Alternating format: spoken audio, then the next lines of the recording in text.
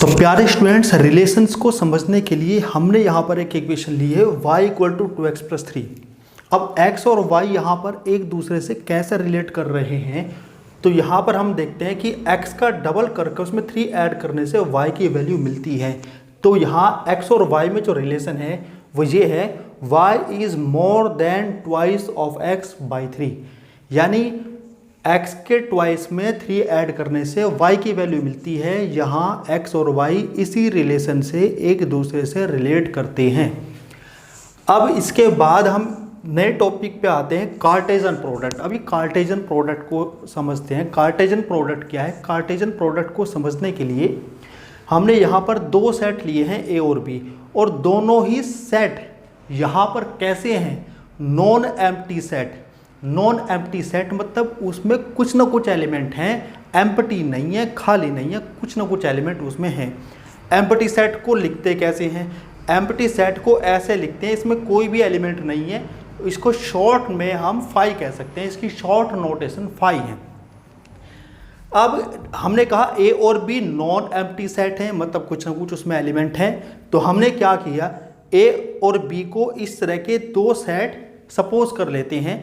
ए set के अंदर 2 element हमने सपोज किए हैं ए और बी सेट के अंदर हमने 2 एलिमेंट सपोज किए हैं 1 और 3। और इज नॉट इक्वल टू 5 का मतलब है कि ये ए और बी नॉन एम्प्टी सेट है, एम्प्टी नहीं है। अब कार्टेशियन प्रोडक्ट की नोटेशन होती है ए क्रॉस बी। कार्टेशियन प्रोडक्ट को हम ऐसे लिखते हैं ए क्रॉस बी। कार्टेशियन प्रोडक्ट आती कैसे है समझना इसको। हम ए की क्रॉस बी के साथ कर रहे हैं, तो इसके लिए हम करते हैं A1 A3। यहाँ पर 2 ऑर्डर्ड पेयर तो यहाँ से हमारे बन जाते हैं A1 A3, ये हमारा बन जाता है A1 और ये बन जाता है A3।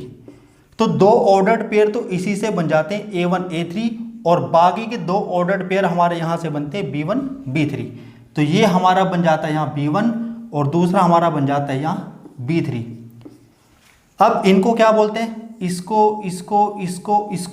इनको बोलते हैं ऑर्डर्ड पेयर, ऑर्डर्ड पेयर्स। अब ये जो ऑर्डर्ड पेयर्स हैं इसमें एक वर्ड है ऑर्डर। इसमें ऑर्डर का हमें ध्यान रखना पड़ता है। ऑर्डर का ध्यान क्या रखना है? यहाँ हमने ए की क्रॉस बी के साथ की है, यानी जो कार्टेशियन प्रोडक्ट की नोटेशन ए क्रॉस बी है, इसमें ए को हमने पहले लिखा है और बी को हमने बाद में लिखा है।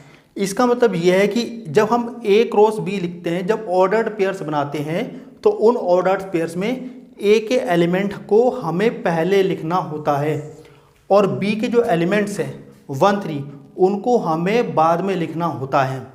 तो ये ए क्रॉस बी हमारा है कार्टेशियन प्रोडक्ट, और जो कार्टेशियन प्रोडक्ट के एलिमेंट्स हैं वो ऑर्डर्ड पेयर्स हैं। तो कितने एलिमेंट्स हैं? 1 2 3 4। इनको हम कहते हैं ऑर्डर्ड पेयर्स, और ये कार्टेशियन प्रोडक्ट के एलिमेंट्स हैं। कार्टेशियन प्रोडक्ट्स को हम ऐसे भी समझ सकते हैं, ए सेट के एलिमेंट्स को ए बी को हमने यहाँ पर रखा है और बी के एलिमेंट्स को 1 3 को हमने यहाँ पर रखा है। आर का मतलब रिलेशन है, कितने रिलेशंस हम यहाँ बना सकते हैं। तो यहाँ ए जो ये एलिमेंट हैं ये बी के एलिमेंट 1 और 3 के साथ रिलेट कर सकता है। इसी तरह से ये जो बी एलिमेंट है, जो ए का एलिमेंट है, ये 1 के साथ और 3 के साथ रिलेट कर सकता है। तो यहाँ पर भी हमारे ऑर्डर्ड पेयर्स इसी तरह से बनते हैं। यहाँ पर बनता है A1 और A3, दूसरा बनता है B1 और B3।